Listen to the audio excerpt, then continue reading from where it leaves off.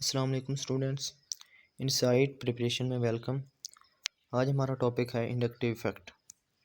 Organic chemistry में organic reactions को समझने के लिए इंडक्टिव इफेक्ट की समझ बूझ होना बहुत ज़्यादा ज़रूरी है। जब हम ऑर्गेनिक रिएक्शन मेनली जब पोलर कोवलेंट रिएक्शंस को जो है वो डील कर रहे होते हैं, पोलर कोवलेंट बॉन्ड्स को, तो उनमें इंडक्टिव इफेक्ट बहुत ज़्यादा अप्लाई हो रहा होता है। तो फर्स्ट ऑफ ऑल हम इसकी डेफिनेशन की तरफ जाते हैं कि असल में है क्या चीज़। It is sort of permanent effect which operates in polar covalent bond. ये एक मुस्तकिल इफेक्ट है जो पोलर कोवलेंट बॉन्ड में जो है वो ऑपरेट होता है।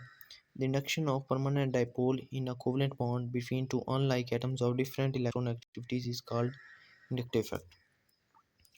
एक कोवलेंट बॉन्ड में जब दो डिफरेंट इलेक्ट्रॉन एक्टिविटी वाले एटम मौजूद होते हैं तो उनमें एक डाइपोल जनरेट होता है, पार्शियल पॉजिटिव चार्ज और partial negative charge.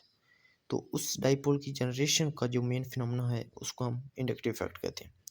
This is due two electron with drying of adjacent bond.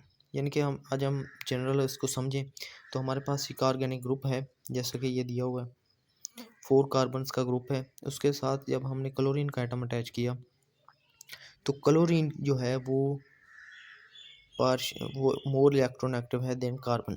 ठीक है, कार्बन की चेन से क्लोरीन की इलेक्ट्रॉन एक्टिविटी ज़्यादा है, इसकी वजह से क्लोरीन जो है वो कार्बन के इलेक्ट्रॉन पेयर्स को अपनी तरफ अट्रैक्ट करेगी।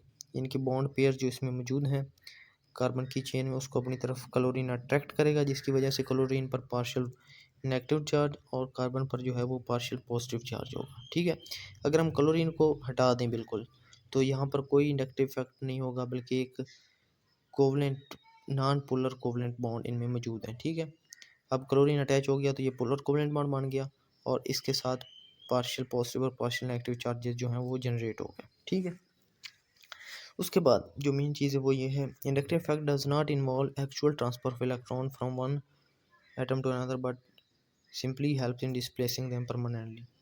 यानी कि इंडक्टिव इफेक्ट में जब हमारे पास ये है तो ये कार्बन के इलेक्ट्रॉन पेयर जो है वो ट्रांसफ़र नहीं हो गए क्लोरीन को, बल्कि क्लोरीन जो है वो इलेक्ट्रॉन पेयर को अपनी तरफ अट्रैक्ट करके रखेगा, अपने नज़दीक करके रखेगा, लेकिन उनको अपने में अंदर ट्रांसफ़र नहीं करेगा। इनके partial positive partial negative charge जो है वो इस तरह से जनरेट हो गए। अब दो तरह के ग्रुप्स हैं जो इंडक्टिव इफेक्ट जो है वो इंड्यूस करते हैं। ठीक है, first of all groups with positive effect. ऐसे ग्रुप जिनकी इलेक्ट्रॉन एक्टिविटी ज़्यादा है और इलेक्ट्रॉन विद ड्राइंग ग्रुप्स जो हैं वो क्या करेंगे कि नेगेटिव आई इफेक्ट जनरेट करेंगे, जैसा कि NO2, CN, fluorine, carboxylic, chloro, bromo, iodo, methoxy और फिनाइल ग्रुप। ये क्या है कि इलेक्ट्रॉन जब हम किसी ऑर्गेनिक ग्रुप के साथ इनको अटैच करेंगे तो ये उनके इलेक्ट्रॉन अपनी तरफ विदड्रा करेंगे और जिसकी वजह से ये माइनस आई इफेक्ट जो है वो शो करते हैं। उसके बाद पॉजिटिव आई इफेक्ट की तरफ जाते हैं।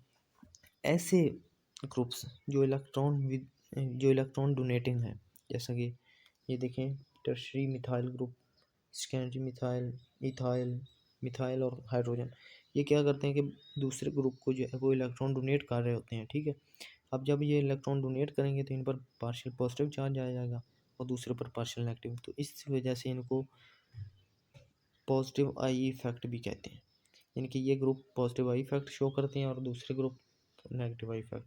तो ये मेन इसकी जो है वो स्टोरी थी, मेन थीम था कि ये असल में है क्या चीज़, किस तरह से इंड्यूस होता है और कौन कौन से ग्रुप कौन कौन सा इफेक्ट जो है वो शो करते हैं। इसके नेक्स्ट लेक्चर में हम जो है वो इंडक्टिव इफेक्ट की एप्लीकेशंस को डिस्कस करेंगे। तो अगर आपको ये वाला लेक्चर अच्छा लगा हो तो इसको सब्सक्राइब और लाइक ज़रूर करें और अपने दोस्तों के साथ शेयर करें।